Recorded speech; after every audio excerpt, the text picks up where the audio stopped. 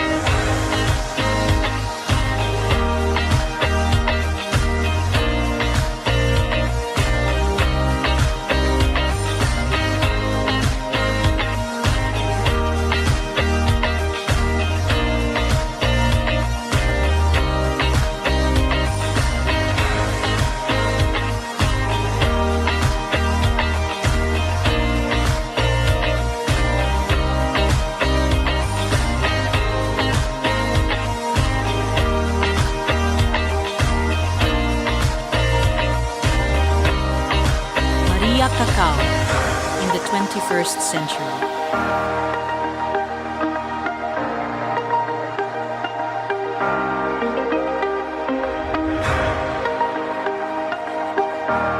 Before, in Lantoy Cave, on the highest mountain in Argao, lived Maria Cacao.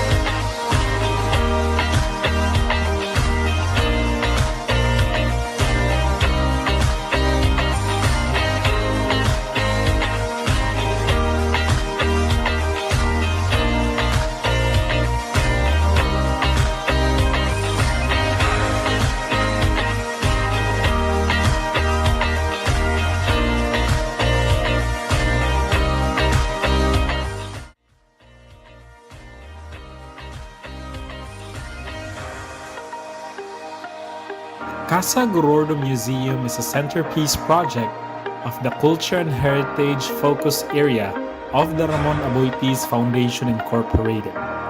The museum's mission is to promote awareness and appreciation of local culture and enable the Cebuano to tell his story. It is in line with Rafi's vision of touching people, shaping the future.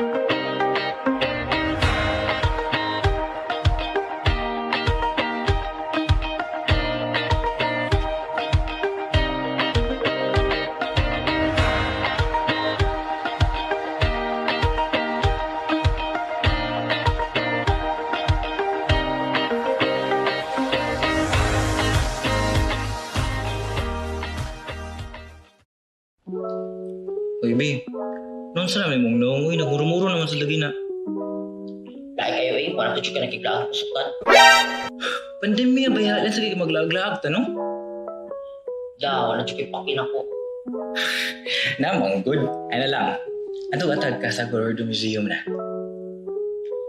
Di ba sarado pa sila? Ambli na, uy.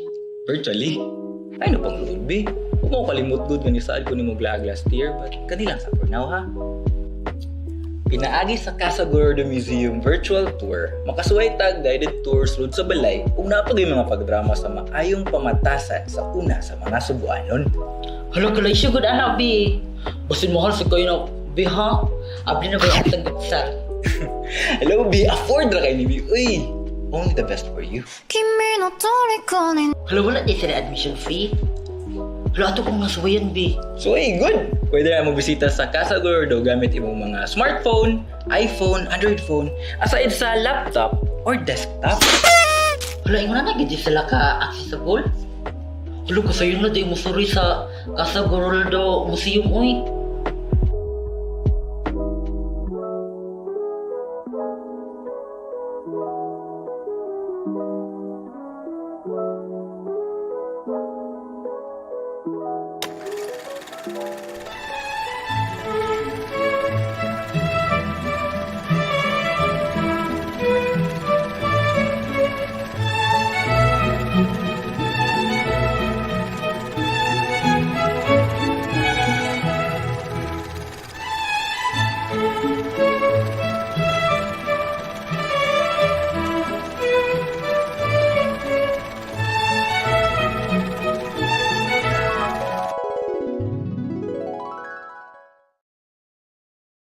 Snake, may mata na, uy! Kanya, kumusta man yung experience sa Casa Gurordo Museum Virtual Tour? Nindot kay akong feeling Roy kay mura jud kog naa sa sulod sa museum. Og daghan sad kog nakatunan Roy bahin sa balay Roy kultura og kabilin sa atong mga Sugbuanong katigulangan. O basta inindot kaayo og ako po nang i-share ang link sa virtual tour nila Lester, Japet, James ug Jasper ug sa akong mga mangod og family og para kinistanan. So, ay mo paglangan? O i-check na ninyo ang website sa casagorordomuseum.org. Aron ma-experience ninyo ang among na-experience.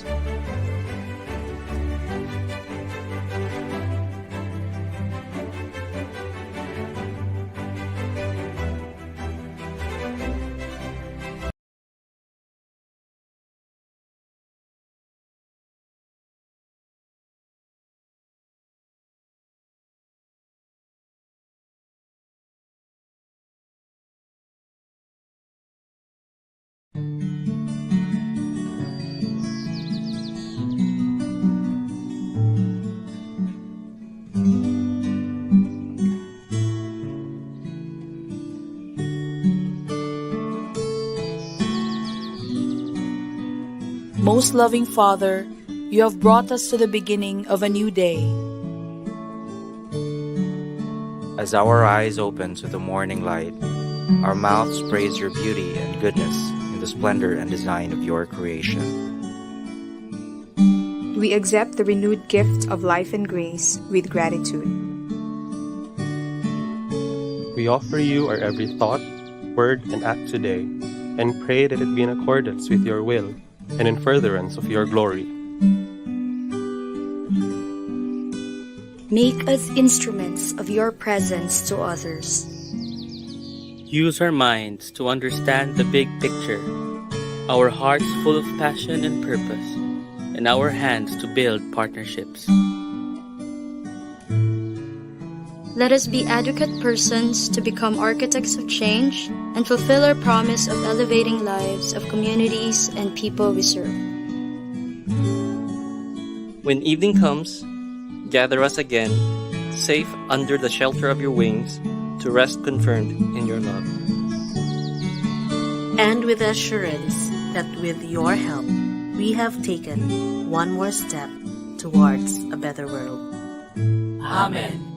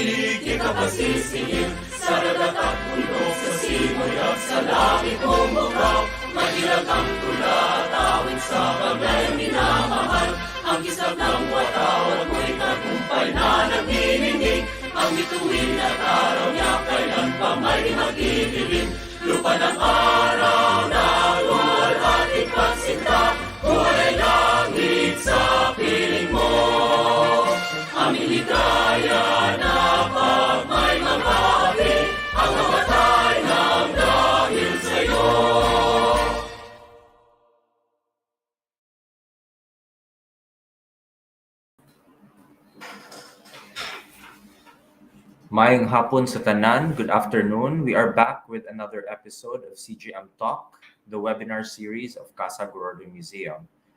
The Casa Gordo Museum is one of the programs of the Culture and Heritage Unit of the Ramon Aboitiz Foundation Incorporated, which aims to promote enjoyment, awareness, and sharing of Cebuano cultural heritage. As you are watching, you can ask questions by posting a comment on Facebook, and we'll be picking them up for our Q&A portion later.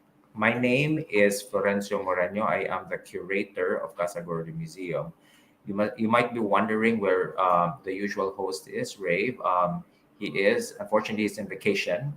So I am taking over for this episode.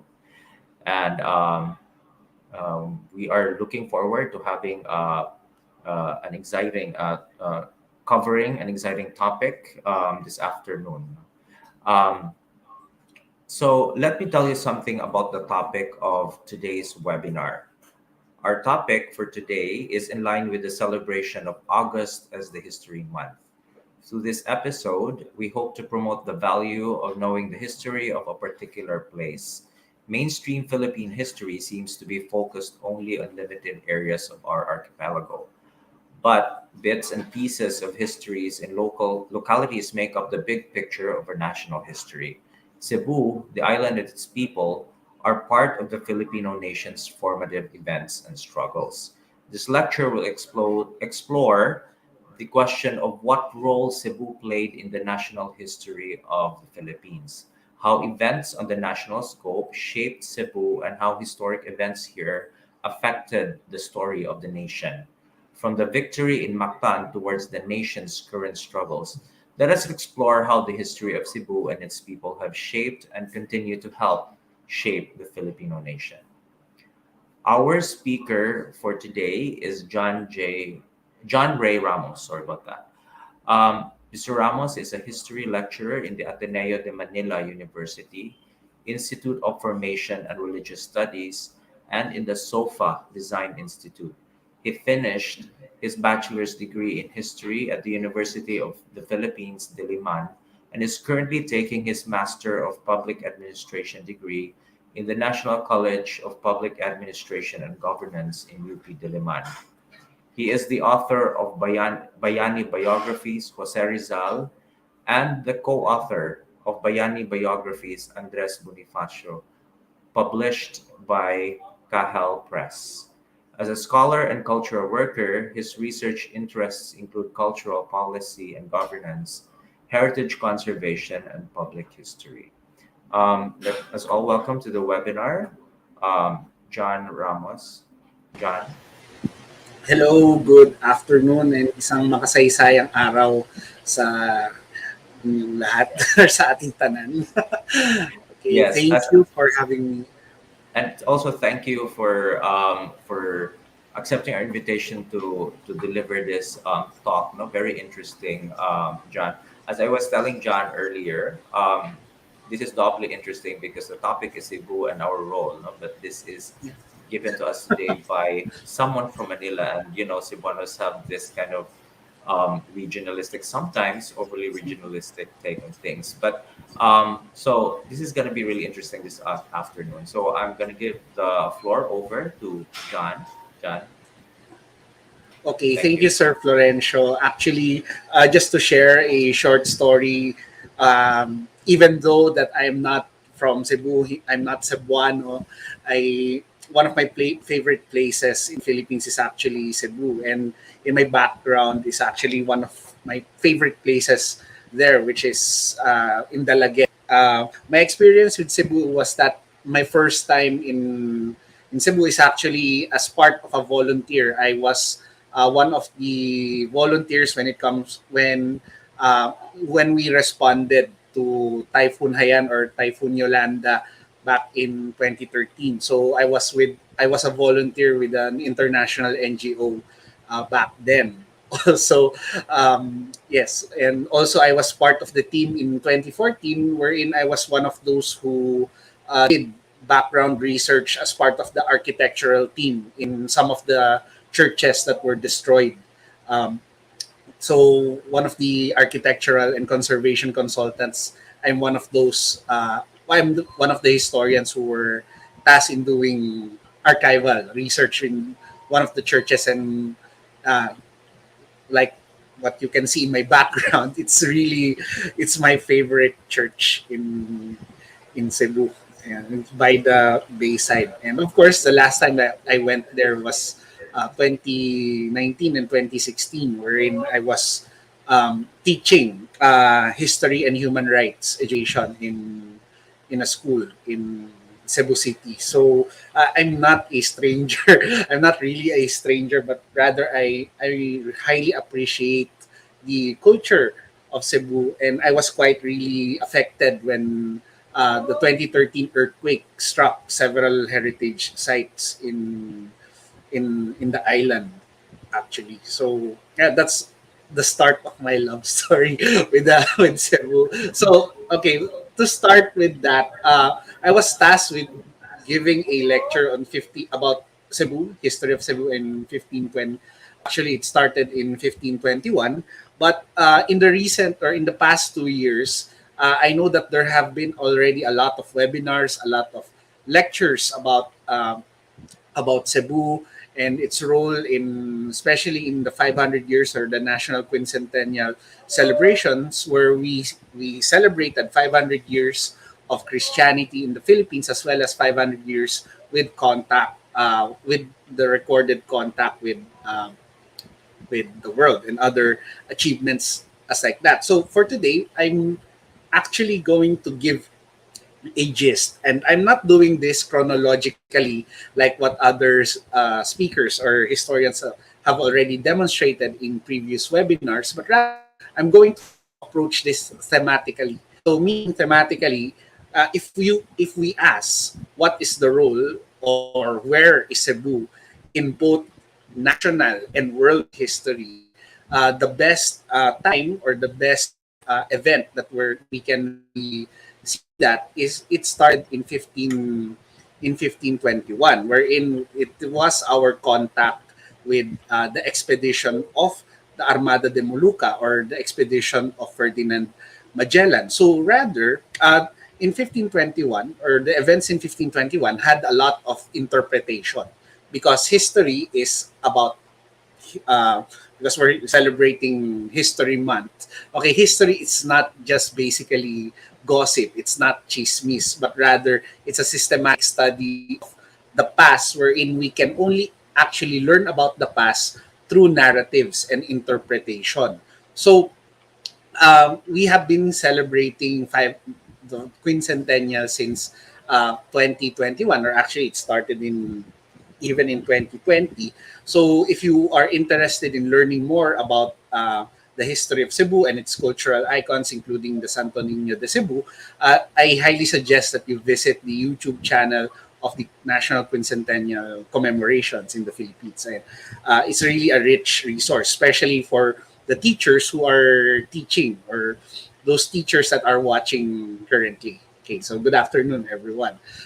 Okay, like many, or like my friend, Professor Xiao Chua of De La Salle University said, Cebu province is ground zero for this 500 years of the national quincentennial celebrations. So the events in 1521, even though it started somewhere they arrived over in Samar, the events that were highly recorded, including the Battle of Mactan and its implications and its connection to the further events in the colonization of the Philippines, it all started, or it revolved around Cebu. Okay, so we are talking about one event, but it has many interpretations in multiple perspectives. First of all, we would like to start with how the world, okay, or how other countries look into the events of 1521, and particularly Cebu, which is part of the route of Ferdinand Magellan in his expedition. So what we are seeing right now is a quote from the Portuguese submission. So this was submitted by Portugal to the UNESCO and is listed as a tentative World Heritage List. So it's not yet officially recognized. Actually, the route of Magellan, which included Cebu, the navigation route designed by Magellan, or wherein Magellan went through, and his sailors during the first circumnavigation of the world, has geographically and symbolically linked different cultures and civilization. So for the events in 1521, the expedition of Magellan included, even though in our perspective, we see Magellan as an aggressor, as a colonizer, but around the world, the expedition in itself is a major scientific accomplishment for mankind. So, hindi siya basta-bastang umikot lang sa mundo. It's actually the first time that mankind circumnavigated the world. So, we can give it to him already. Ibigay na natin sa kanya yon. So, in terms of World Heritage, the circumnavigation was said to be marked the first globalization of the world, wherein the entire world became interconnected. So when Magellan crossed the Pacific Islands, okay, or I mean, when Magellan crossed the Pacific Ocean and linked up, arrived in the Philippines, particularly in Cebu, basically the world became connected or the route become connected. So, nakaikot si Magellan here in when he arrived here in Southeast Asia and particularly in Cebu. So in world history, it is actually in the Philippines or in ground zero, Cebu.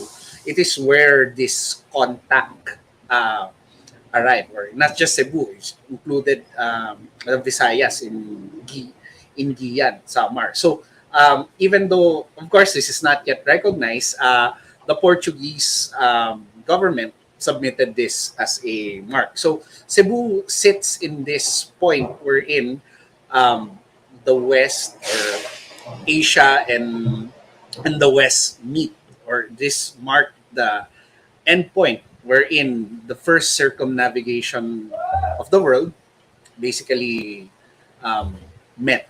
Kumbaga. So this is Cebu's place, or partly Cebu's place in world history. Okay, even though some countries, especially Europe, the Spaniards and the Portuguese would see or would say that this is where Magellan met his end or met his demise. Okay, the Portuguese were already having contact with Southeast Asia, and upon arriving in the Visayas, it is when, okay, the world became connected. Okay, the first globalization actually began. So this is this is significant when it comes to world history, and Cebu is part of that.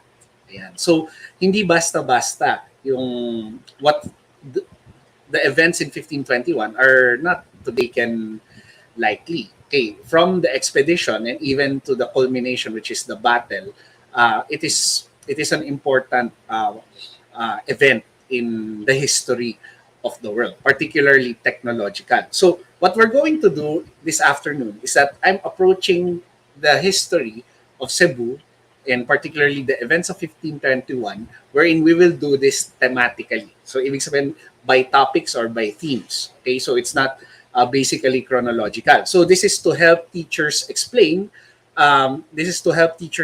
How or what are the things that are significant, and of course to draw people to be more interested in history. So, but before that, we should start with an appreciation of history, because this is still History Month. So when we use the word history, we might be referring to two different things, which is the past and narratives or stories or accounts from the past. Okay, the past is something that is what actually happened. Okay, history is the study of the past. And we can only learn about the past, or our only connection with the past, are actually through narratives. Okay, so there is no one story to tell the entirety of the past. Okay, meaning that history is the study of the past by the study of accounts, or with the study of narratives. So hopefully my internet connection is still okay. Okay, so yeah. Okay. Okay, so this is history. Okay, when we study history, history is not about memorization. Okay, so it is never about memorizing dates, even though the way that we studied history in elementary and in high school is that we memorize dates, names, and places. Is that history, with the study of the past, it means is the investigation of questions about basically anything about the past. Or in our case today, we are investigating what is the role of Cebu in Philippine and world history. So when we ask that question, we're basically narrating the story or development of certain events and phenomenon in our past. And the way or when we narrate events in and when we narrate events in the past, we're actually establishing identity. Okay, an identity of basically the place as well as the people.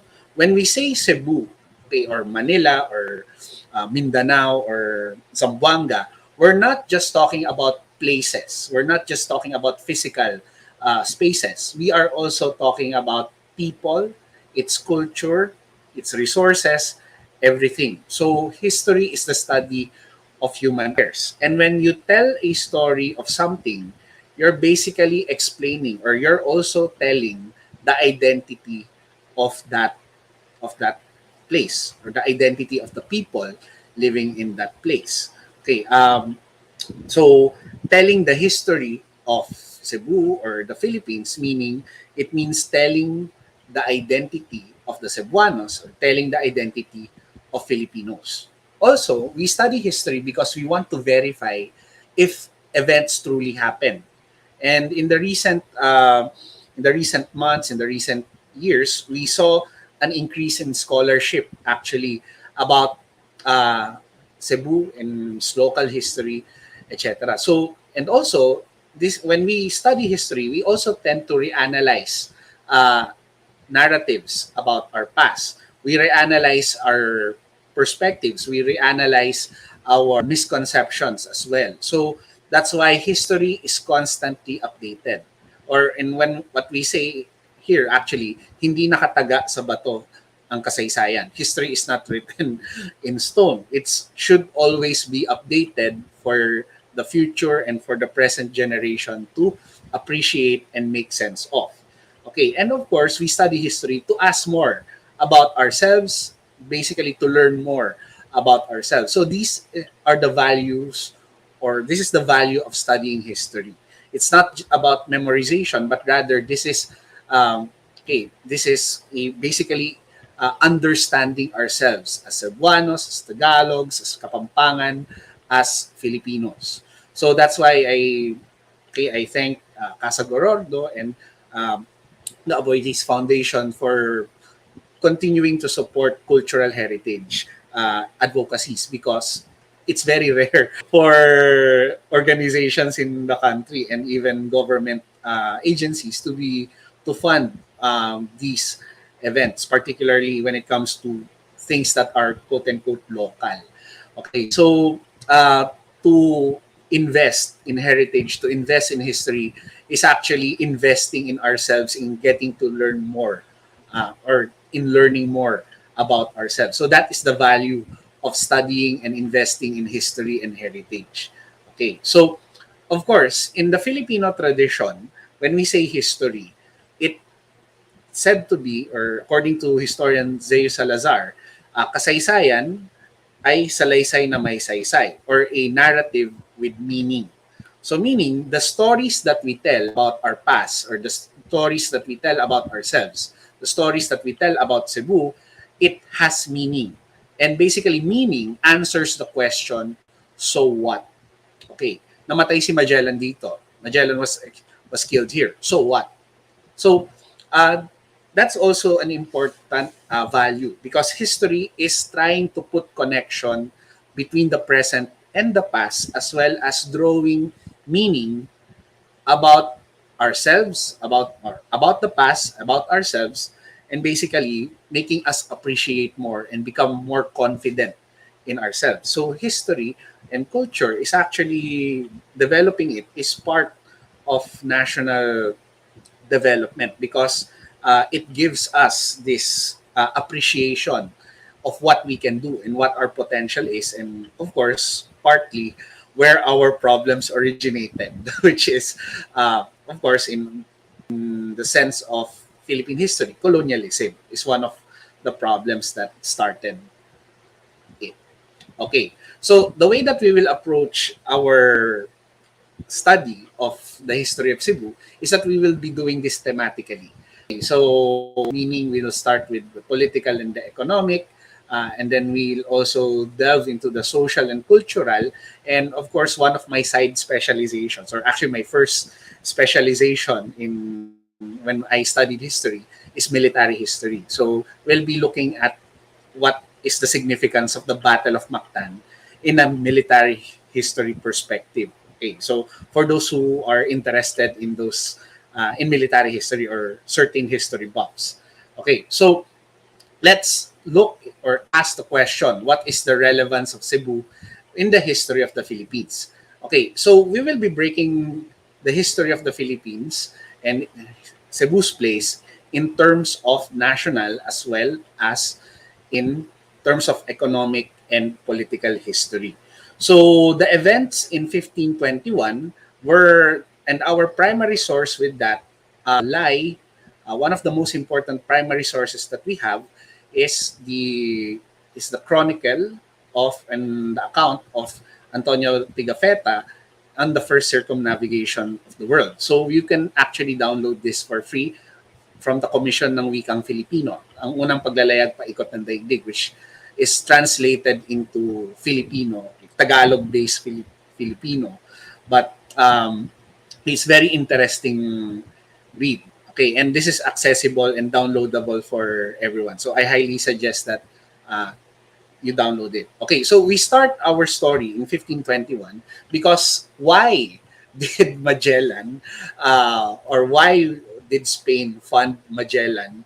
Why did Spain fund Magellan's expedition in the first place? So we can go here, or we can start our story in the economic perspective. Meaning, when we say economic history, it's the history of trade, it's the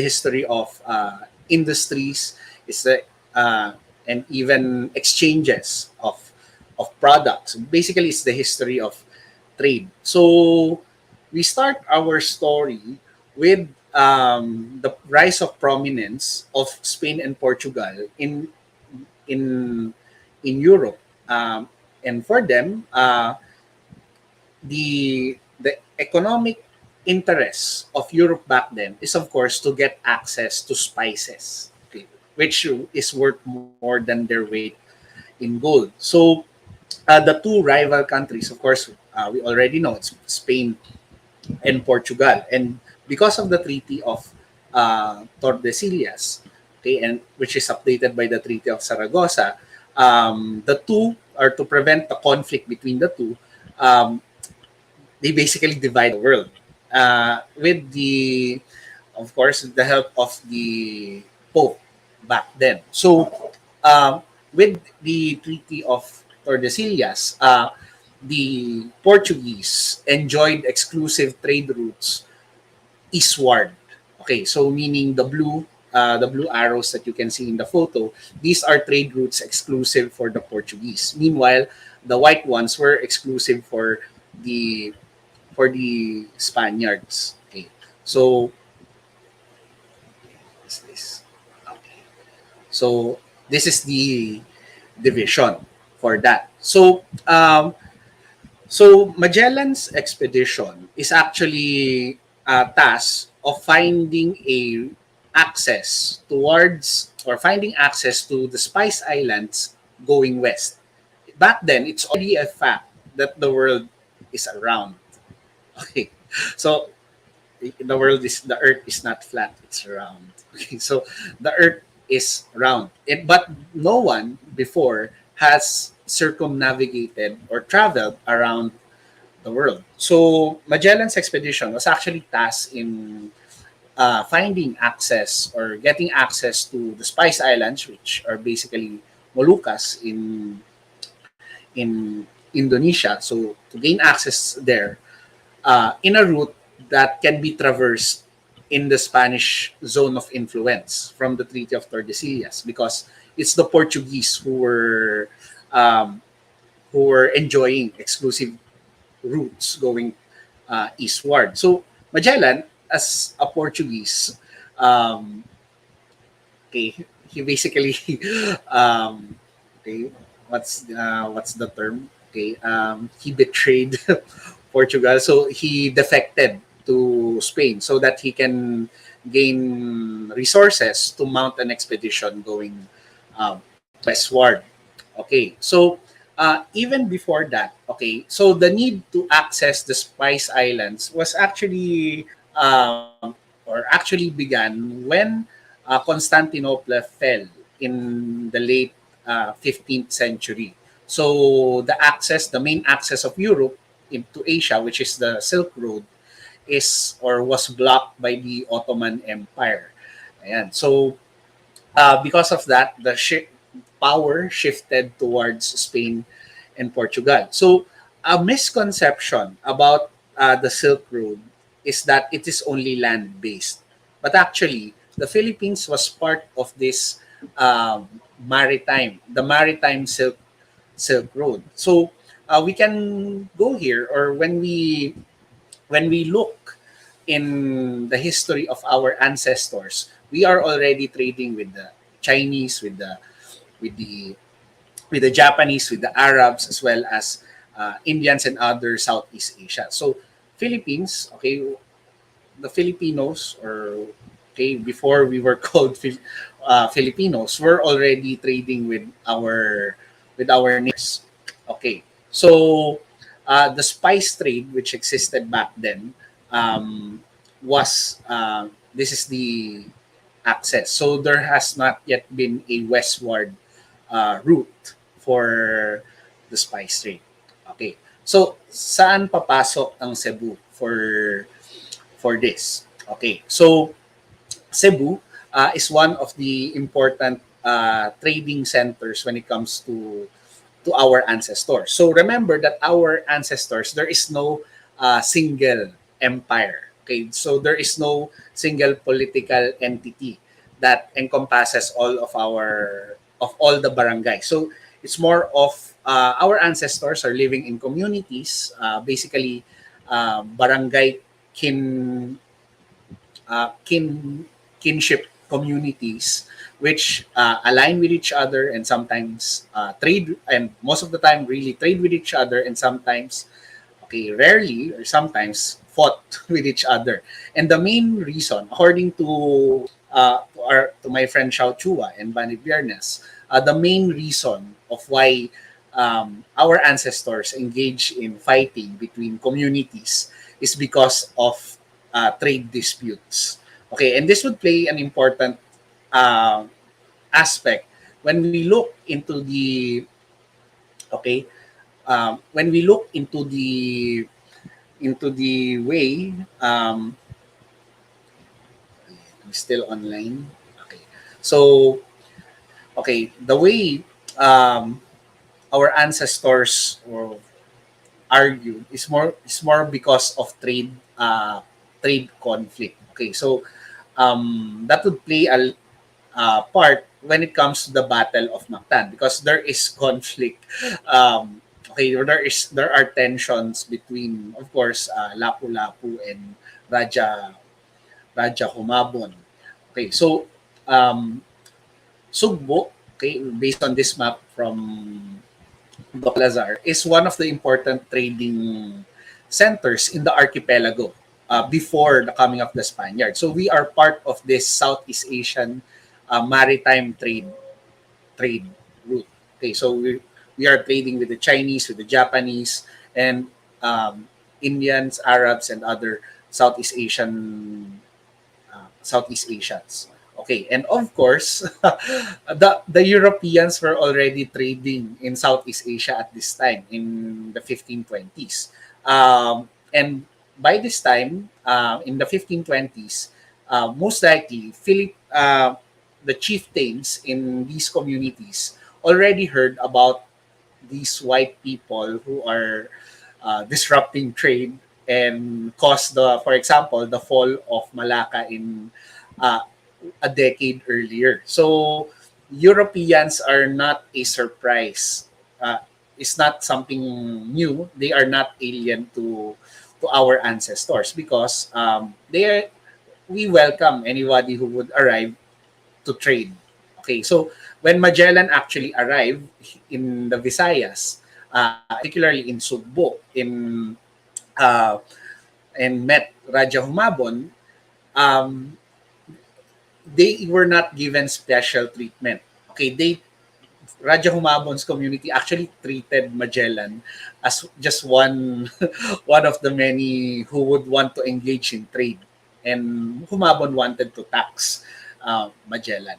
Okay, so Cebu, in terms of economic history, even before the colonization of the Spaniards, is already a thriving trading center for in the Visayas, and part of this um, semi-global or this regional trade route. So that's Cebu in terms of economic history. And in terms of in the economic history in the world, okay, we are not part of the Moluccas, but Magellan's expedition linked the expedition or linked the trade routes going from the west or going west, okay, from the Americas. Ayun. So that's why when our ancestors met the expedition of Magellan, they're basically just treated as traders. Okay, so especially Humabon. But what happened here was that, of course, Magellan tried to exert influence of Spain in here in the islands and meddled with local affairs. So he wanted to immediately get uh, Humabon and establish a foothold for the Spanish Empire already here in the Philippines. Okay, and at the same time, ang hindi natin usually nalalaman, Spain was also colonizing the Americas at this in during these times. So it's not unusual for a Spanish explorer to establish somewhat a foothold by converting as well as making native leaders as tributaries to the King of Spain. So ginawa rin siya ni Magellan as an attempt to establish a foothold here in our archipelago. Okay, so this is what happened in 1521 when Magellan arrived. Okay, so the purpose of the expedition is economic is economic because it's trying to find and establish a route towards the Spice Islands going west. Okay, na hindi zone of influence ng mga Espanyol. And also the way that that Raja Humabon related to Magellan was actually slightly political but more of economic. Okay, so for the economic benefit. Okay, and the way that our ancestors connected or related to the Spaniards were, of course, trade. Okay, so and then as a sign of trust, ayun, we they conducted pangaanghod or pakikipagsandugo, okay, which means for us has a deep cultural meaning for us, which is to establish a sense of kinship or kapatiran with the ones who we do it with, okay. But for the Spaniards, wala siyang lalim. There's no sense for it. It's just a sign of it's like an alliance. For them, it's something political. But for us, it's really something that's deep. It's something that's culturally important because, okay, if you conduct a blood compact with someone, okay, you should treat him and his community as kamag-anak na. Ayun. So, kadugo. So, ibig sabihin, hindi natin lolokohin yung kadugo natin, hindi natin naawayin yung kadugo natin if we do this sandugo. But for the Spaniards, it's basically just, okay, an setting. Okay, so that's for the economic side in terms of Cebu in Philippine history. And of course, since before the colonization of the Spaniards, Cebu has already been an important point or let's say an entrepot of trade in the Visayas, which still continues until today, which is Cebu is one of the major gateways in the Philippines. Okay, for foreign trade as well as for foreign travelers, and until today it plays a major economic role in the economy of the Philippines. Okay, so hindi nagbago or hindi kumbaga, yumaman lang lalo yung Cebu being an important trading center, a trade hub, especially in the area of the Visayas. Okay, so that's for economic history. Okay, next, let's move into military history. Focus on the Battle of Mactan. Okay, so there are really a lot of misconceptions when it comes to the Battle of Mactan. Wherein, for example, the narrative, the way we tell the story of the Battle of Mactan is just that we won over the superiority of the Spaniard, technological superiority of the Spaniards, which is actually a misconception. Because by this time, our ancestors are also using gunpowder, but very, very limited, using yung mga smaller caliber gunpowder weapons. We usually call them the lantakas. Okay, also, the Armada de Molucca or Armada de Moluccas, the composition of it is not all Spaniards. Okay, though majority is Spaniards, it's actually a multi-ethnic composition, wherein, of course, you have other Europeans like Italians and around 40 na Portuguese. Okay, and then Pigafetta was an Italian. Meron ka ring German and certain and other nationalities there, but predominantly there are Spaniards part of the composition. And really, it's a small expedition to establish and find a trade route going to Moluccas. And of course, the context and significance. Usually, we say that the Battle of Mactan is Filipinos fighting against Spanish colonialism, which is actually true. But okay, there is a but. It started actually because may away between two leaders, which are basically Humabon and Lapu-Lapu. Okay, so but moving on with these misconceptions, military history-wise, the Battle of Mactan is interesting because we see the clash of two military traditions.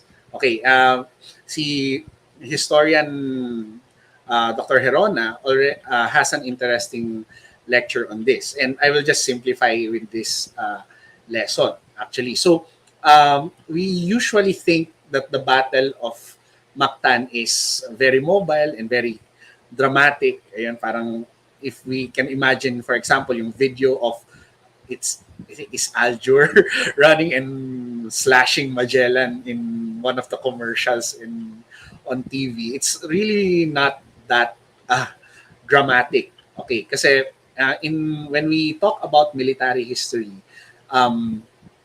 it's actually people risking their lives. Okay, and unfortunately, Hollywood has really affected the way that we look at warfare. Okay, and also there are no photographs back then, so we are left to the imagination of how Lapu-Lapu and the people of Mactan, the warriors of Mactan, fought against Magellan. So actually, the engagement was not over in 1 hour. Medyo tumagal yung battle. So let's look into how these things were conducted, and let's look at the military traditions between these two cultures. So Dr. Herona said that the Battle of Mactan was culturally was a clash between two ideologies. Okay.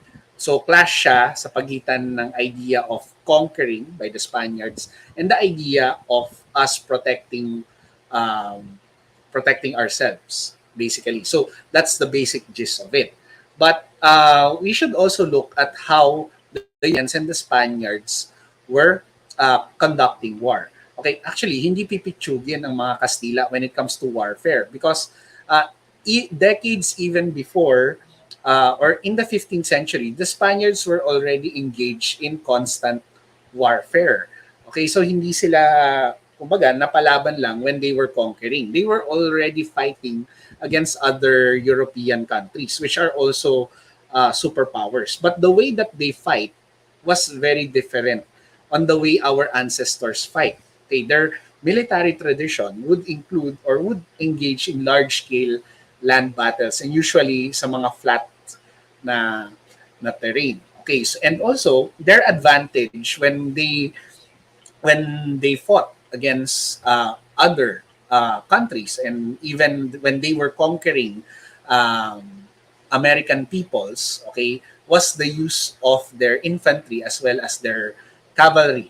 Okay, the Spaniards eventually developed yung tinatawag na tercio, which is a infantry formation that utilizes, ayun, three main troops: the range gunpowder using weaponry infantry, okay, at yung mga gumagamit ng pikes and halberds, and of course some na gumagamit ng sword. So they combine the three and make a formation of it.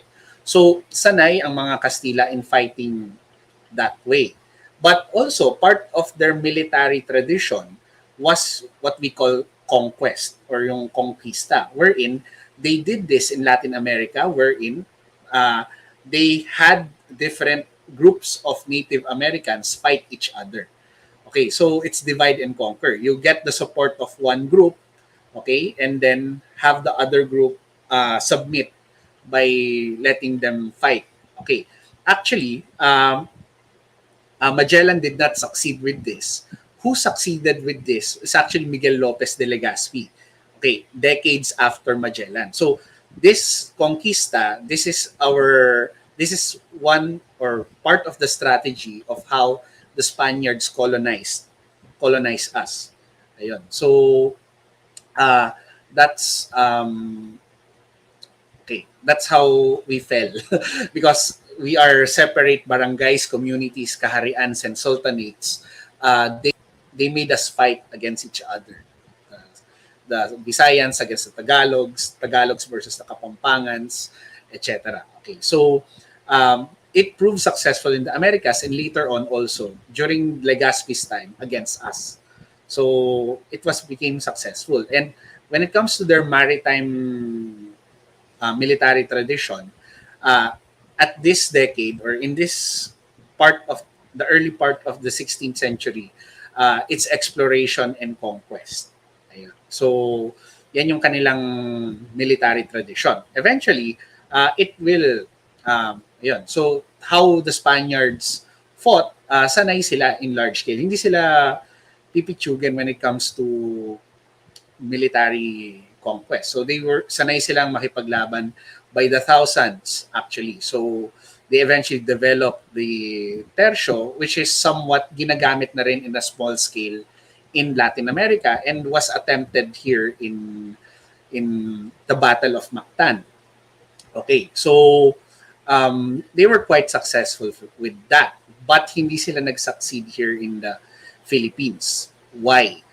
Because the tercio relied on disciplined soldiers. Okay, and Magellan's crew was, kumbaga, is not all military trained professional tercio users. So actually, if you read Pigafetta's account, only around 60 yung bumaba to engage the 1,500 warriors of Mactan. Okay, so 60 lang. And what Pigafetta slightly mentioned was that the 60 were organized into two companies, meaning they were fighting in formation, similar to the tercio. So, of course, yung mga mandirigma, the warriors of Mactan, hindi agad yan lalapit because they will be fighting formation of men in with pikes and with some gunpowder weapon. So, of course, hindi naman tanga yung mga mandirigma natin just to go and meet that without proper support or nang hindi tayo sure na kaya nating manalo. Okay, but rather this military tradition met was the Visayan military tradition, wherein it's basically a maritime tradition, wherein part na ng buhay talaga natin ang maglayag. practice, especially for the peoples in the Visayas. Okay, and sanay in, of course, in warfare near water. Okay, or in water, of course. So there are several articles that depict this. We're in. Okay, okay, we're in actually the way that is also described by Pigafetta, yung the warriors of Mactan were shouting. Okay, kumaga, wah! Ganyan, tapos tinatakot nila yung mga Kastila. It's actually part of the tactics. So yun, palakasan ng dungan yung laban. So if the way here is that we don't really want to kill one another. We just want to make the other team surrender or submit. Okay, so of course the warriors of Mactan tried to do it by numbers and by psychological warfare, shouting, okay, and of course by throwing, okay, yung tinatawag na range skirmishing, by throwing rocks and throwing bamboo spears na towards Magellan's men. Okay, so kumbaga 1,500 yan by batches, babato ng kawayan. Okay? Tapos yung kawayan lulutang lang siya sa tubig tapos babalik sa mga mandirigma tapos babato ulit. So okay, so Magellan's men were met with that and they were not able to they had to traverse quite a distance na water was knee deep. Ayun. So also there is this spiritual and ethical component when it comes to our warfare tradition. Wherein the warrior tradition natin of Bagani as well as the Hangaway, okay, na kung saan Professor Dr. Vic Villan said mga mandirigmang makatarungan at nakasalig sa psikolohiya ng loob. So it's something that why we fight is basically okay, we have a just cause. Okay, in terms of military speak, we have a just cause and we are fighting on our home turf. May home court advantage tayo. Ayun. So that's what met Magellan aside from 1,500 warriors in Mactan. So this is the Visayan war book, Karakoa. Okay, and this is of course our military equipment. Okay, and importantly yung bamboo spears na lumulutang at pwedeng ibato ulit against the enemy. Okay, and of course our ancestors were trained okay, in warfare. So and eventually we minana natin yan, or one of the martial heritage that we have is arnis or eskrima. Ayan. So okay, these are it's our link to our original martial tradition. So basically, to wrap up this military perspective of 1521, the Battle of Mactan is of course our attempt to resist against colonial European colonialism, and we scored a victory against Magellan. But at the same time, for those who are interested in military history, this is a clash between two martial traditions. Ayan. So, yun yung relevance ng Battle of Mactan and the victory of the Mactaeños against Magellan in terms of Philippine military history. So, it's significant. Okay, so ayan. So eventually nung natalo sila Magellan and Humabon is said to be trying to wash his hands on his involvement. Ayun. And of course, there are accounts wherein the Cebuano women were actually abused by Magellan's men. So ayun, so they were poisoned in a party. Okay, and the Spaniards were forced to retreat, okay, with their tail between their legs. Okay, and then last aspect in our discussion for today is when it comes to cultural history. So cultural history means we're focusing on the beliefs, the culture, the icons, and the way we the way we practice ourselves, our faith, as well as part of this is our cultural heritage. So one of the important landmarks when it comes to the events at 1521 in Cebu, being the ground zero, is basically it's the starting point. Okay, recorded and right now verified. Wala pang there's no contrary evidence for now. Okay, that Cebu played a major uh, or was the where the seed of Christianity was planted in the Philippines. So 500 years ago. Okay, so we note that it's not just with the planting of the cross. Okay, some interpreted the planting of the cross as a neutral action by Magellan because in the Treaty of Tordesillas, the Philippines is actually part of the Portuguese zone of influence.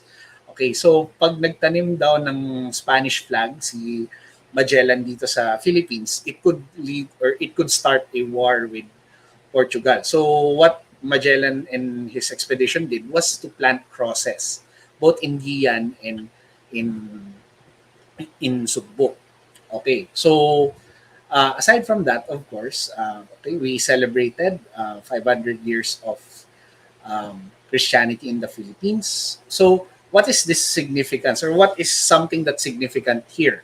Um, when we look at the history of Christianity in the Philippines, okay, we can say that Christianity, the way we practice Christianity, mixed with how our ancestors practice of faith was before the coming of the Spaniards. Okay, wherein we saw the Santo Niño as one of the images of a powerful anito or a powerful ancestor. So our ancestors were using images to represent spirits, okay, particularly spirits of anito. So it's still reflected until today. So this is just to remind everyone that that religion, there is no original version of a religion. Okay, the way religions, even though the same, are different from culture to culture. Okay, so the way Christianity is practiced in Africa is different from the way Christianity is practiced in Europe and also here in the Philippines. Okay, so when Magellan arrived and started and related or tried to convince Humabon to be part of or to be a tributary to the King of Spain, of course, part of it is to okay, Christianize the people. But this kind of conversion is sabihin natin na it's not really that deep because wala pa yung tinatawag na catechism. So it's basically symbolic. Okay, and one of the significant events in this story of conversion was that the wife of Humabon took a liking to one of the images or one of the Christian images of Magellan's expedition, which is the image of the child Jesus or the Santo Niño.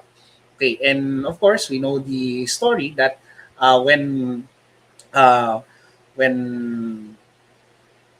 wife of Humabon, who eventually was given the name of Juana,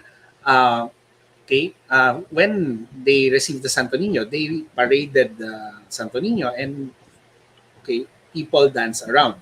The way that, of course, we still commemorate or we celebrate it with the Sinulog, wherein the dances were actually originally dances or moves of our pre-colonial spiritual leaders, the Babaylanes. Okay, so eventually, this introduction of Christianity, unfortunately, when we say a history of Christianity in the Philippines, the way Christianity was introduced to us, both in 1521 and later when Miguel Lopez de Legazpi arrived in 1565, unfortunately, Christianity was introduced as a colonizing tool. So, ibig sabihin, the way Christianity was imposed to us by the Spanish missionaries was to, uh, okay, in their perspective, is to save our souls, of course, and also to make us civilized, because they saw, unfortunately, they saw our ancestors as uncivilized, etc. So it's quite unfair, and in Christianity was introduced to us in a way that it was a colonizing tool. But okay, this is something that we should also take note of. Even though it is introduced to us in a uh, in a in a colonizing manner, it's somewhat oppressive. When we accepted the Christian faith through time, it eventually changed. It eventually transformed, and we saw the transformation. If you look at the history of Christianity in the Philippines, we see this shift from the emphasis of the teachings of the church is to obey the friar and to obey the King of Spain. It will eventually transform into love one another, especially in the 19th century. Okay, so um, the way that we receive, or the way that we receive Christianity, particularly the Cebuanos received Christianity, was that in a way similar or relation. Okay, we can appreciate these nice artworks. Okay, from that which are part of the National Quincentennial Committee celebration. So, uh, okay, we treated, for example, the images of the Santo Niño, which eventually replaced the images of the Anito, the old, for example, the Bulol, which eventually was replaced um, by the Santo Niño, eventually by, okay, the images of saints, and even the Nazareno, or the Black Nazarene. So, in a cultural sense, what happened, or the way the Cebuanos accepted the um, the way the Cebuanos accepted the Christianity, okay, was a fusion between our ancestors' practice of spirituality, and also the new morals of Christianity. So we call this phenomenon as religious syncretism. Okay, so yeah, so for this image, this is one of the accounts wherein the brother of Humabon was miraculously recovered because pinagdasal siya ni Magellan at nung paring kasama nila. Okay, which enabled, or which convinced Humabon and many of the Cebuanos to convert, even if wala pang catechism at that time. Okay, then we know that after the Battle of Mactan, okay, the Santo Niño was left behind by the Spaniards, at hindi natin alam kung ano yung nangyari after that. But in 1565, okay, so the Santo Niño would be discovered again. So, ito yung na-explain ko kanina. So, there is this syncretism that happened. Okay, so we developed a close relationship with the Santo Niño. Okay, and it became an icon for Filipino Catholicism eventually. So the image is thought to be lost. Okay, but in 1565, when Miguel Lopez de Legazpi arrived, okay, in one incident, kasi Legazpi was forcing some of the communities to submit to under Spanish rule, pero ayaw pumayag ng ilang mga communities. So one of the communities was raised, was attacked. So umalis yung mga Cebuano in that community, and when the Spanish soldiers sent there, investigated, one of them, si Juan Camus, discovered the image of the Santo Niño, and they immediately recognized that as one vintage Santo Niño na nauso nung panahon ni Magellan, which is 1520s. Remember, this is 1560s, 1565. So one of the classics. So what is found in the in the community of Cebu is the image of the Santo Niño that was received by the Cebuanos. Okay, and the Cebuanos, nung nalaman nilang nakuha itong Santo Niño, they were actually requesting Miguel Lopez de Legazpi to return it. Okay, so even if wala pa yung catechism, the attachment of the Cebuanos to the Santo Niño existed even before the return of the Spaniards in 1565. Ayun. So, this is the representation of this discovery of the lost Santo Niño. Okay, and the Santo Niño would become an important image in terms of Christianity. So, we should recall, okay, some would criticize kasi the way we practice Christianity. Sinasabi, idolatry, we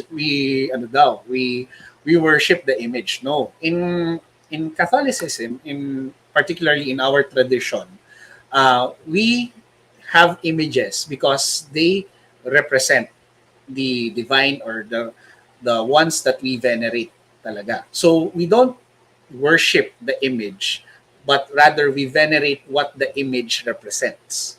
Okay, and Santo Niño is the child version of, or is the child image of Christ. Okay, na part siya ng ating growth or part of our indoctrination in terms of Christianity.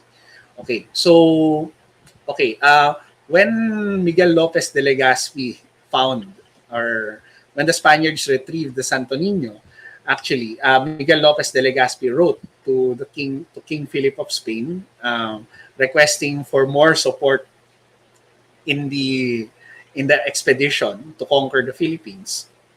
Kasi, ayun, the Santo Niño, Miguel Lopez de Legazpi, the Spaniards were also religiously devout people.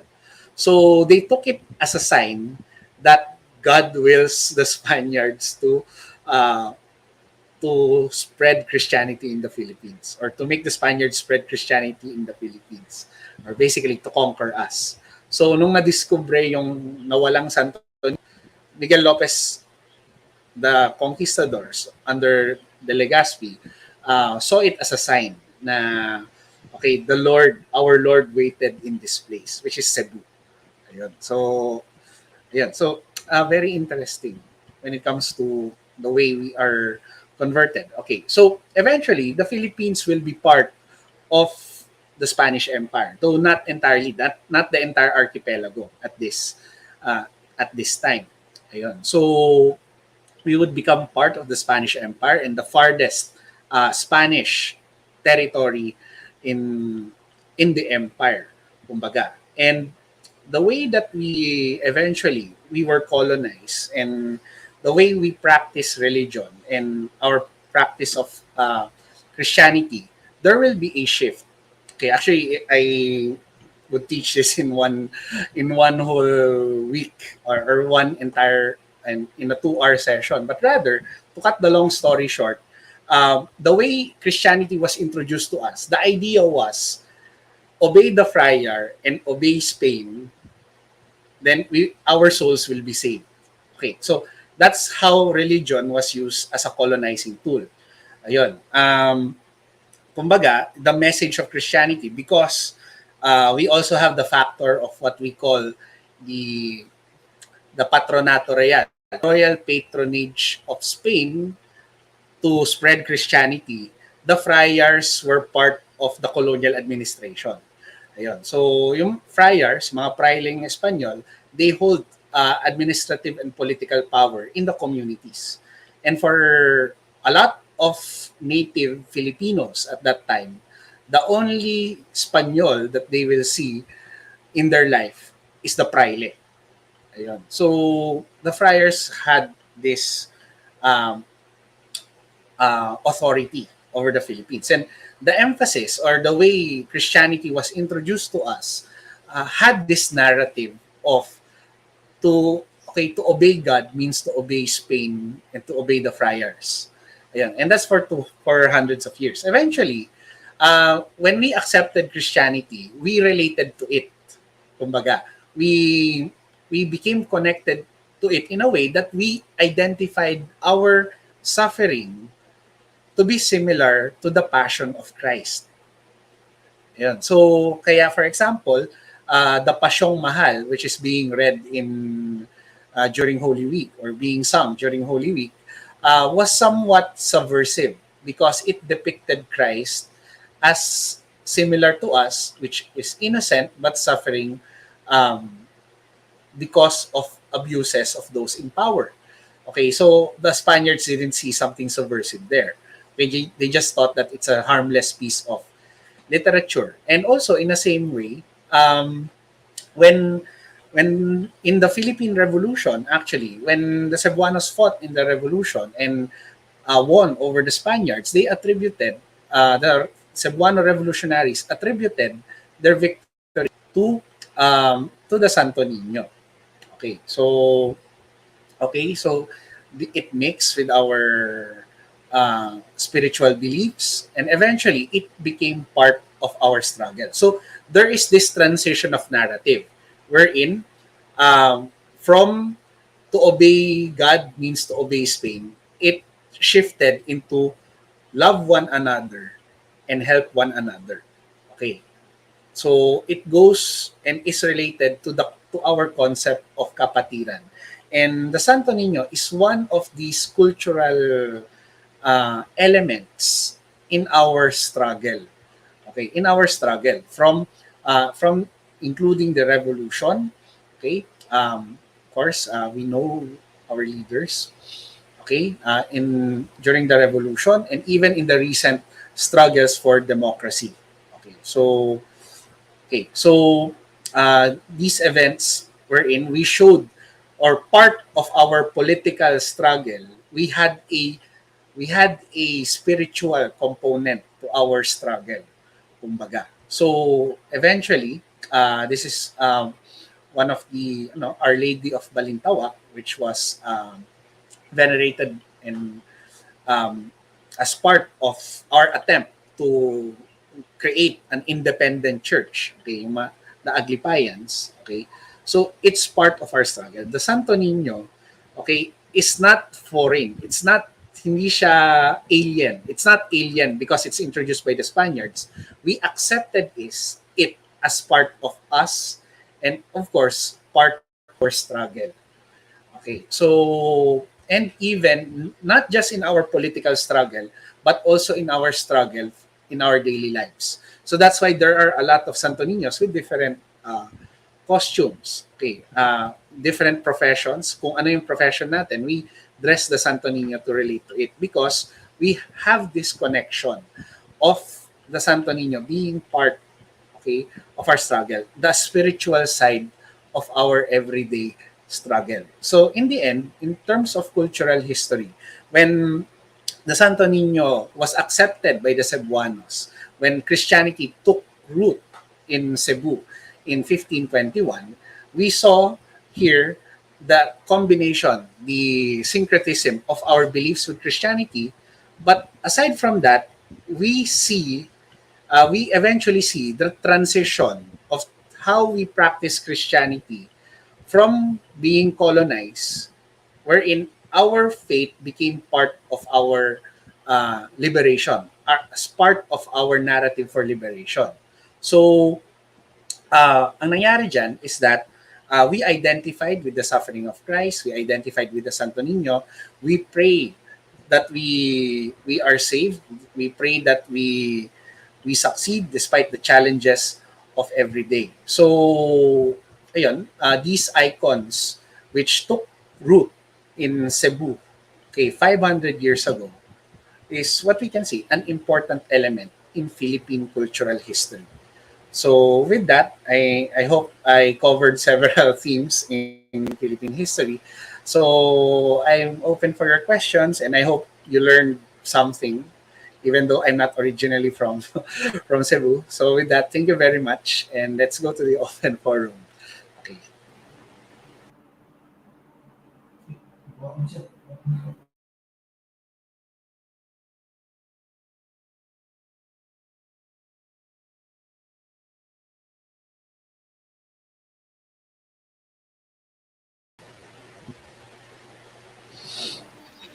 Thank you. We were cut off there for a moment. Sorry. I panicked for a moment. Thank you so much for that presentation, John. In just a little over an hour, I think you covered so many things that have great meaning for Cebu. No, and from really just the vantage point of more or less the celebration of 500 years. No, those events 500 years ago and what meanings they have in terms of the role of Cebu in the building of the Philippine nation after those events. No, economic, cultural, and also military wise. Um, we were able to, and I think that some of our audience is really interested.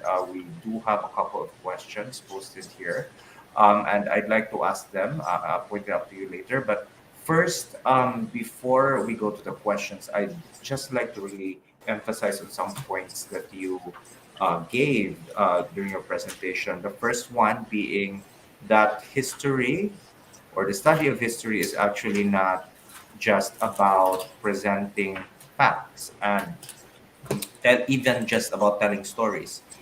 It's really an investigation of the past, and more accurately, an investigation of the narratives or stories about the past. And that's something that we should really. I myself was a history major back in college, so that is something that's really that's very true in my experience. People tend to think that you're right.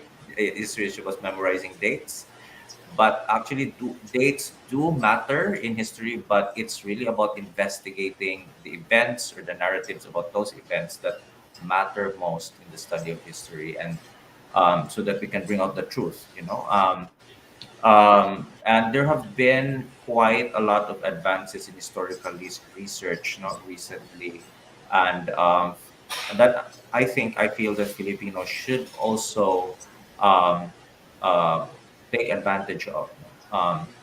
So going back to some of the questions posted here, John.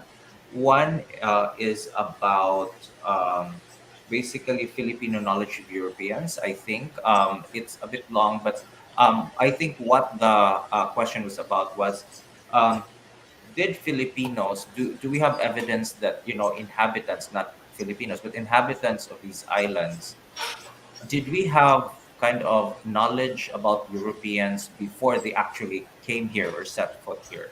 Do we have evidence of that? Yes. Yes.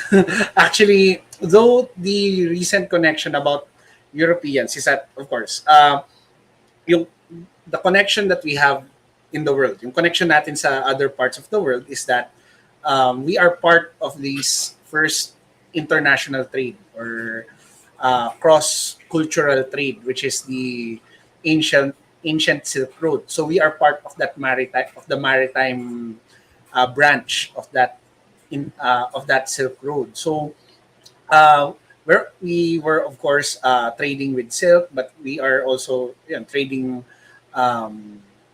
things from our jungles as well as things from our sea like corals and um, especially pearls. Okay, that's important. So we are part of this international trade, and we already know we are trading with the Chinese, which has links to eventually Europe, etc. But for us, in terms of our knowledge, okay, what in 1521 actually, Spaniards or Europeans are no surprise to our ancestors. Why? Because of trade, we already know about these white people, and the record shows, or certain accounts would say that what really reached the Filipinos in 1521, yung the the impression that we have with the Spaniards or with the Europeans is that it's not good because a decade before 1521, in 1511, is actually the capture or the fall of Malacca. They were in the Europeans captured an important major trading center in Southeast Asia in the Moluccas, which is Malacca. So news of that actually spread and reached the Philippines or reached our archipelago. So that's why medyo we are wary of white people, of the Spaniards who were already arriving here in the Philippines. And also, there were accounts wherein Portuguese were already um, arriving in the archipelago even before the arrival of Magellan. But of course, their route was eastward. Okay, so they were coming from Malacca, they were coming from Moluccas. So it's part of the zone of the Portuguese. Okay, ang hindi lang nagawa before was reaching Moluccas, Southeast Asia, or reaching the Philippines westward. Okay, which was accomplished by Magellan. So with that, Europeans were no surprise for our ancestors in 1521. We already know about them, but we don't have the impression, particularly when it comes to trade. This is also to add the fact that para nagkaintindihan yung mga Cebuano and sila Magellan. One of the personalities who is part of the expedition of Magellan is a slave that Magellan bought in Malacca and who became also part of the expedition. So he was given the name Enrique. So Enrique de Malacca. So when they arrived in the Visayas, Enrique was actually not Visaya. Okay, so there's a misconception. But what Enrique knows was Malay. Yeah. So, and Malay was the language of trade in Southeast Asia, including the Philippines. And only or predominantly, it's the Datus who are knowledgeable with Malay. So, initially, Enrique and the Visayas are hindi nagkaintindihan. Nagkaintindihan lang sila nung dumating yung mga Datu. Okay, in Gian. So, that's when Enrique was able to communicate. Okay, because the Datus know Malay. Thank you, John, for clarifying that because I do suspect also, and I've read also that some think that Lapu-Lapu's behavior was really because of a prior knowledge, of these Europeans and their intent, to colonize. So that his behavior, his antagonism towards Magellan could have been influenced by prior knowledge and not just because he was not friends with Bumabon. So, moving on to the second question, you talked at length about Christianity, no, and the interesting thing that happened to Christianity in the Philippines, how it became syncretized, how Filipinos kind of localized it, and Cebuanos particularly, how they localized the Santo Niño and made of their own. So the question here is, and also you emphasize on how Catholicism later on would be converted by Filipinos to kind of combat, their colonial master. No, the question is this? Do you, in your opinion, is the Santo Niño de Cebu? We come to calling it Santo Niño de Cebu. Is it more Cebuano now, or is it more European? Okay, actually, my answer to that, the quick answer to that, the devotion to the Santo Niño de Cebu is Cebuano. It's Cebuano because we do the pahid, we do the veneration, we do the dressing. Okay, we have the Santo Niño at our home. We pray to that when we are sick, when we need something from God, we need a blessing. We pray to the Santo Niño. So it's actually more related to how our ancestors, Visayans, Tagalogs, etc., practice, or actually our Austronesian roots, the way they believe or practice the faith. So there is this image to represent the powerful entity, the Anito ancestor, or eventually it transformed into to God, to Jesus. Okay, so we have the Santo Niño, and even the devotion to the Black Nazarene are and which are our version of Christianity. So it's not European, it's ours. Okay, Cebuano. Thank you. So there, it's something that we should be proud of.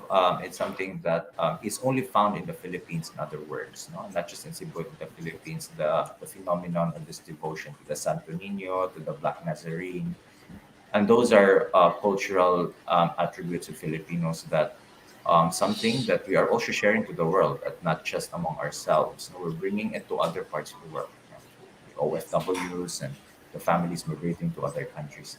Now, there is a follow-up question here. It is simply put, but I think this entails more complex answer. Was Magellan a mercenary or a missionary? Okay. Hindi siya missionary because hindi naman siya praile. That's no. Is not a mercenary per se because mercenaries are paid to. My definition of mercenary is they are paid to fight or to either to attack or defend. Um, Mercenaries in terms of European standards, ito yung mga Swiss mercenaries, the Swiss guards, which engage in warfare. Magellan was not engaged in warfare. He was more of the explorer type. So he was Portuguese. So initially his expeditions to Moluccas were Portuguese, but he wanted to establish himself as an explorer by going westward na wala pang nakakagawa. Unfortunately, the Portuguese did not grant him that. So what he did is he defected to to Spain. So he's not a mercenary or a missionary. He is an explorer, but for some Portuguese, some accounts would tag Magellan. Actually, there was an arrest order for Magellan because he is considered a defector. Ayan. So, ayun. So, yeah, it's more appropriate to call him an explorer for our sense. So, mercenary-wise, pagdating sa Europe, it's more of military action. So, Magellan was not that. And missionary, hindi naman siya praile to do that.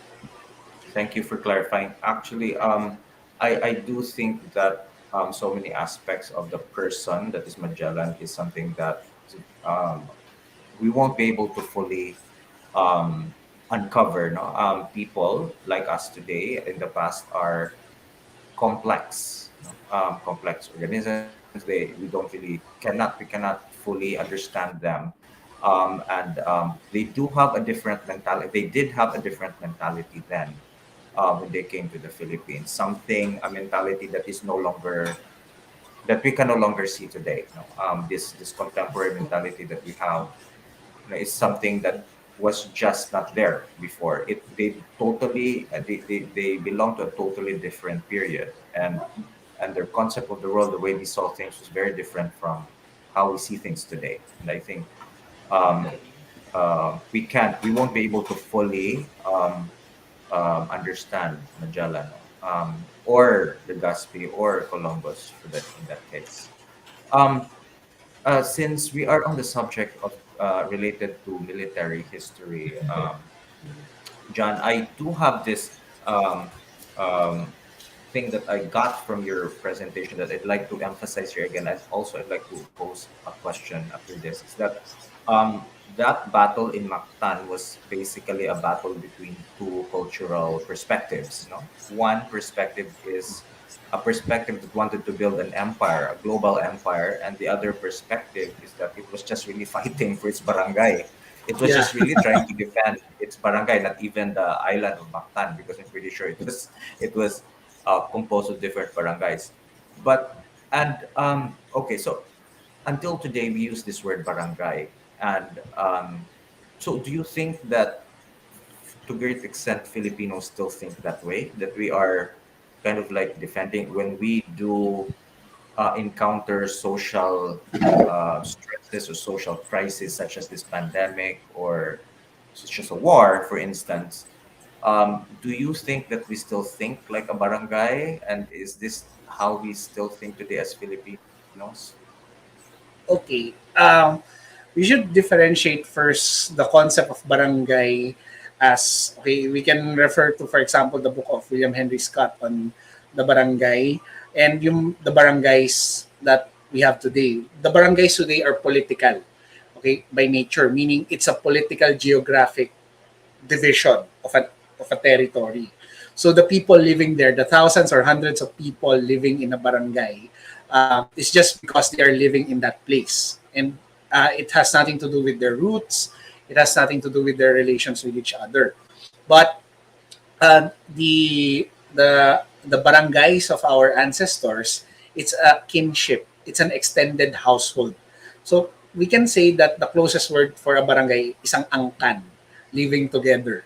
So it's an extended family living together. So the relationship in a barangay is bound by blood. Okay, so meaning, if you want to have an alliance with another barangay, that's why you have to undergo sandugo, because being blood related means you are connected. So the barangay is by kinship, but the modern barangay a is a political subdivision of a of our state.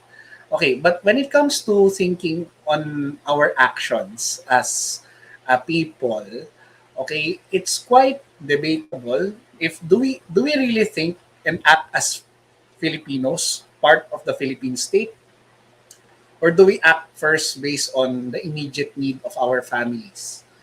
Okay, I think particularly in the pandemic, of course, we saw that we it's more or less that it's not really I'm judging it as bad, but but by default we act based on the interest of our families. Okay, because family is important to us. Okay, and there's nothing wrong with that. Okay, but what happens is that families in power.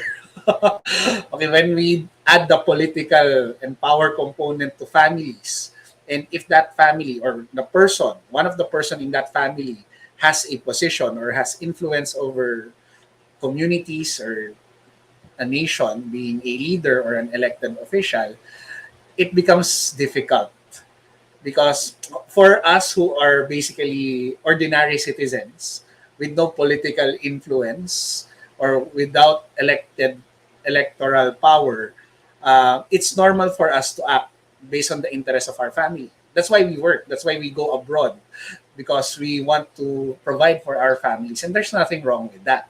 But what if, okay, inuna mo pa yung family mo rather than the role that you get because of your elected position.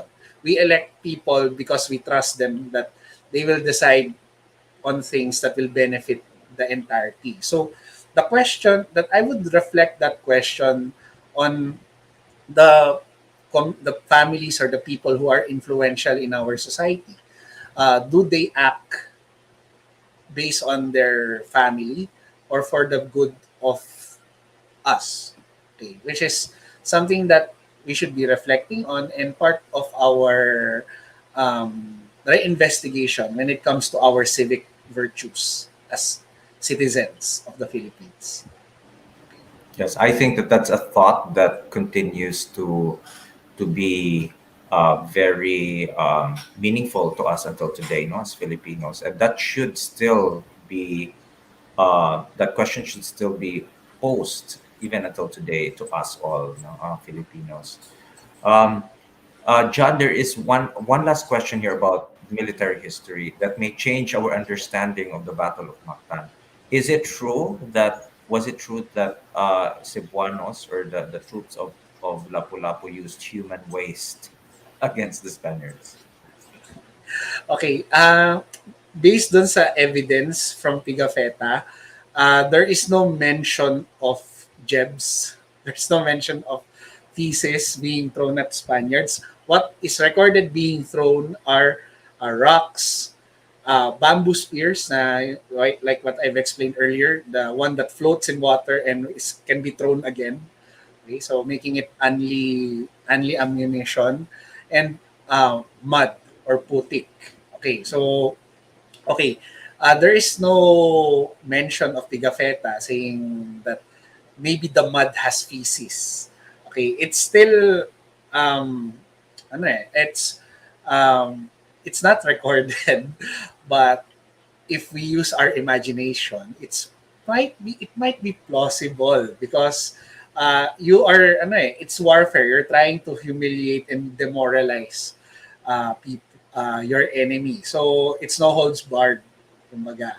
So you demoralize the enemy by decapitating the leader or shooting or putting them under constant pressure by just throwing endless amounts of rocks and spears.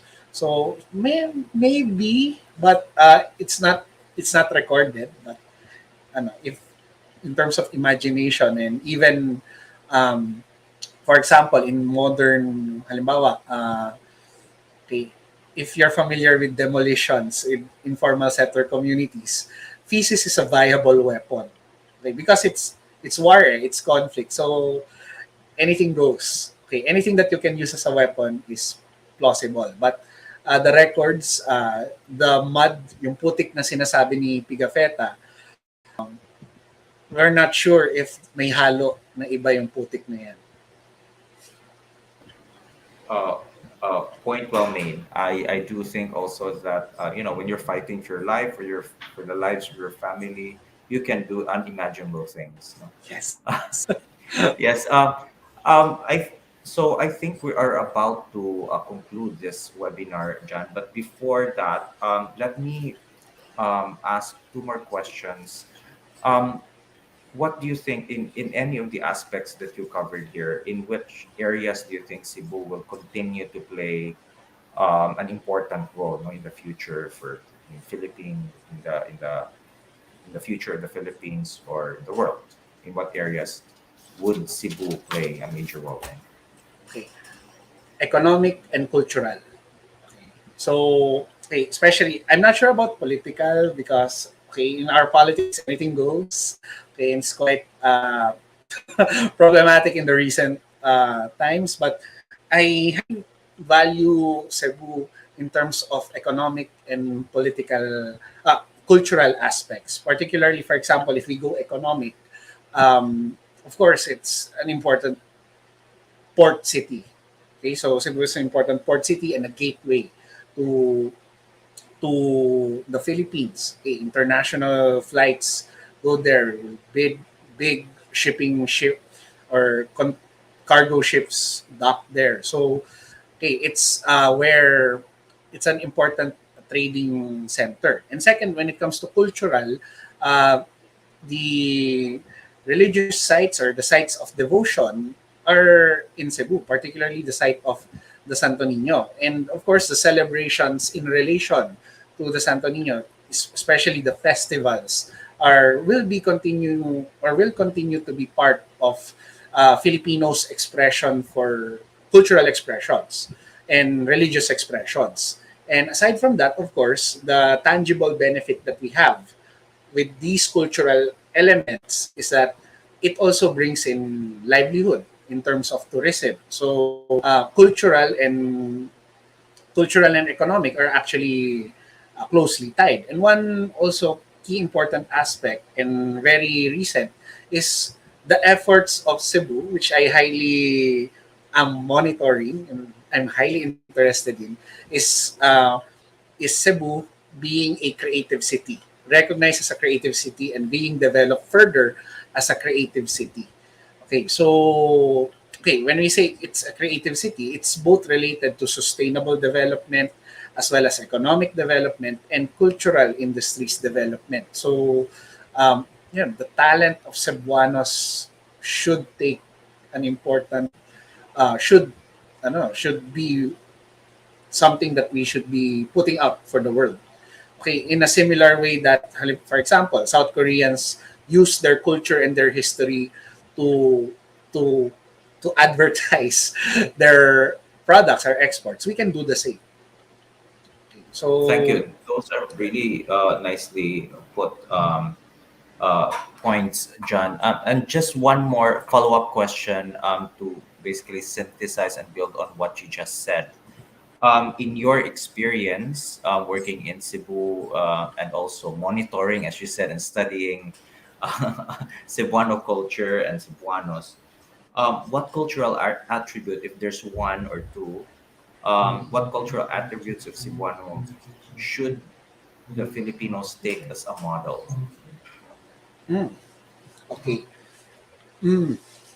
One is the best, maybe. Some would look at it in a not so good way, like what you said in the introduction. It's actually pride of place. It's something that's very laudable for Cebuanos. Okay, some would say na it's being soplado or being Tagalogs. Okay, but it's really the pride of place, and with that pride of place, actually, it this is where it begins.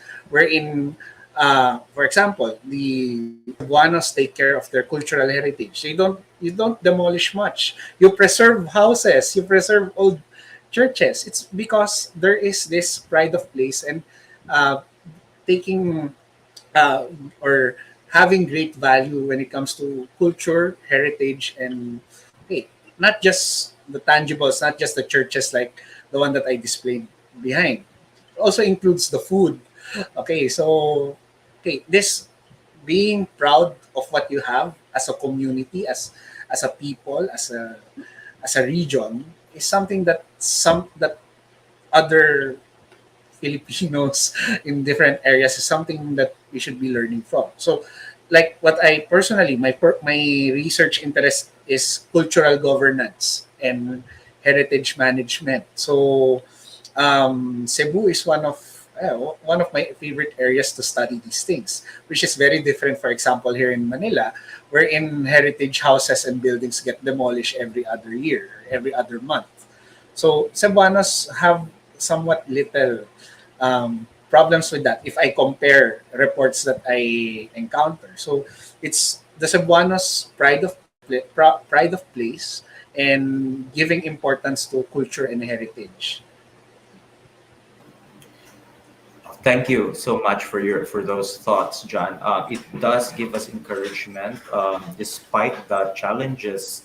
I do want to share that we also have challenges in promoting and conservation of our cultural heritage, and this is the reason why Casa Gordo Museum is here, and all the other museums in Cebu um, are here, no, to keep promoting Cebuano culture and what you said, pride of place, no, of us being Cebuanos and us being Filipinos. And with that, John, we thank you for your presence here this afternoon to give us this talk. We hope to have you here in one of our future in our future webinars, tackling another topic. This has been a very interesting CGM talk this afternoon, and I believe we've gathered also some interest from our audience.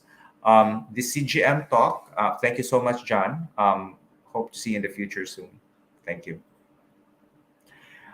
So this CGM talk and other episodes before it are available online, and you may rewatch it on demand at our Facebook page, at facebook.com/Casagordo Museum, and our website at www.casagordomuseum.org. Casa Gordo Museum would like to thank our partners for this webinar, DepEd and the University of San Carlos. We would like to thank you for your support, and we would also like to thank all the viewers this afternoon for joining us. We hope we've imparted something of value to you and of interest to you, and that will be useful to you in the future. And with that, we end this CGM talk, and have a great day, everyone. Thank you.